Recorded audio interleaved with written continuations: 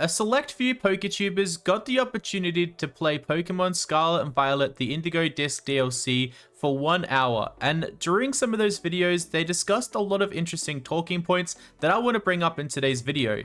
A few of them I'm going to skip and leave for a few other videos, but a lot of the Pokemon Scarlet and Violet leaks I've covered already on the channel. There might be a video for you on the channel, so definitely be sure to check out the rest of my videos, but in this video I'm just going to talk about a few of the things that I picked up from some of these videos and the hour of gameplay that we're able to see. Yo, what's going on guys? My name is Toxplicity and welcome back to the channel. Thank you guys so much for clicking into this video. We are so close to 2,000 subscribers on the channel. When the Indigo Disk drops, I'm going to be pumping out content left and right, so if you want to stay tuned for that, definitely be sure to hit the subscribe button, and if you're feeling generous, be sure to leave a like, and without further ado, let's jump straight into the video. The main thing we know now is that wild Pokemon are going to spawn from level 65, and there's a wide variety of Pokemon in the 4 different regions of the terrarium. Starter Pokemon are going to be available in the wild, but a lot of the PokeTubers weren't able to share how exactly you unlock them.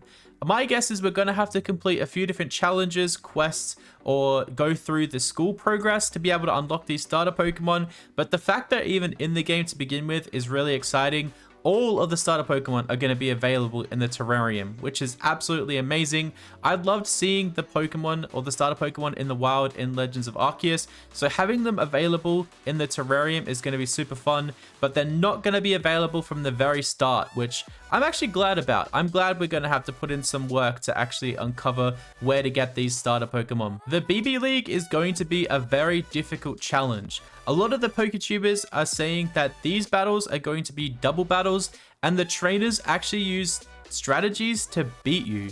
A lot of the teams that the PokeTubers had were level 80, and the BB League were able to take out quite a few of their Pokemon and pose quite a threat. Now, a lot of the trainers around the terrarium are also going to be experts in double battles, which is quite interesting. Double battles obviously is a Pokemon battle theme online and in competitive, so it's really cool to see this actually make its way into the Pokemon game. There are a few games that use triple battles and double battles, rotation battles, all different battle themes, but this is really interesting that a whole Pokemon League is going to be double battles. So if you're a Pokemon noob just like me, definitely be sure to research the typing, but also learn how Trick Room works, Stealth Rocks works, and a couple other strategies to potentially get rid of hazards on the battlefield. The DLC has a lot of little expeditions you can go on. There's a lot of different quests and journeys you have to follow to progress, which is great. The Koraidon and Miraidon have a few different challenges around the map which you have to complete in order to progress, which is awesome. The fact that we have Koraidon or Miraidon to journey with is super cool because the terrarium has quite a lot of terrain which looks to be quite extreme, and you have to journey around to capture each of the Pokemon. Now, none of the PokeTubers really mentioned a goal once you complete the Pokedex, what we get, but this is going to be the closest thing to a full national dex that we're ever going to get, in my opinion. That's not confirmed by any PokeTuber, but they weren't able to disclose how many Pokemon were actually available in the DLC, which is really interesting. Like I said earlier, all Pokemon are going to be 65 plus, and there's a wide variety of Pokemon that I did see from a lot of the different gameplay footage, which is going to be great. The diversity of Pokemon is going to make this feel more alive, and the Kitakami region really lacked that. The final point I'm going to make in this video is a few different PokeTubers discussed the fact that you need to complete the whole DLC part 1 and part 2 as well as the base game to progress in the final scene of the game, which is down in Area 0. Obviously, the new Legendary and the new Paradox Pokemon have been shown to be down in Area 0. My guess is Terrapagus is also going to be down there. So you need to have pretty much 100% completion in all of the quests and challenges in order to go down and finish the game. I am just really excited to finish the Indigo Disk and then venture down into Area 0 and complete the game. I've completed the Pokedex for both the DLC and the base game so far, so you bet I'm going to be doing this in the Indigo Disk DLC. I'm really excited to jump into this game. It looks amazing, to be honest. Now, my only concern is that there was only a select hour of gameplay available for the PokeTubers to play on. They could be trying to cover for the fact that there's still frame rate and lag issues.